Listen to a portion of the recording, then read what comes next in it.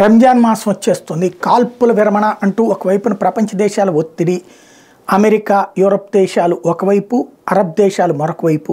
కాల్పుల విరమణకు పక్కన ఇజ్రాయెల్ సిద్ధంగా ఉంది. హమాస్ ఎటూ తేల్చట్లేదు. 40 మందిని విడిచిపెడతానంటున్నటువంటి హమాస్ కాల్పుల విరమణకు సంబంధించి అసలు మొత్తం ఇజ్రాయెల్ సైన్యం అంతా గాజా వదిలేసి వెళ్ళిపోవాలంటుంది. ఇజ్రాయెల్ సైన్యం ఎక్కడ సైన్యం అక్కడే ఉంటుంది గాజాలో. కాల్పులు మాత్రం ఓ నెల రోజుల పాటు రంజాన్ మాసం అంతా చేయనంటుంది.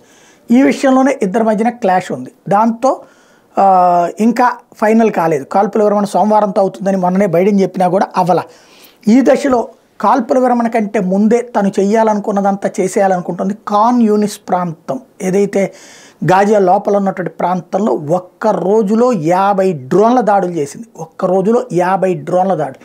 ఇందులో హమాస్ తీవ్రవాదులు ఎంతమంది చచ్చారు, అట్లాగే వాళ్ళ మద్దతుదారులైనటువంటి మిలీషియా సభ్యులు ఎంతమంది చచ్చారు, సాధారణ ప్రజల పేరుతో రేపో మాపో లెక్క చెప్తారు. 100 మంది చచ్చిపోయారు అన్నటువంటిది.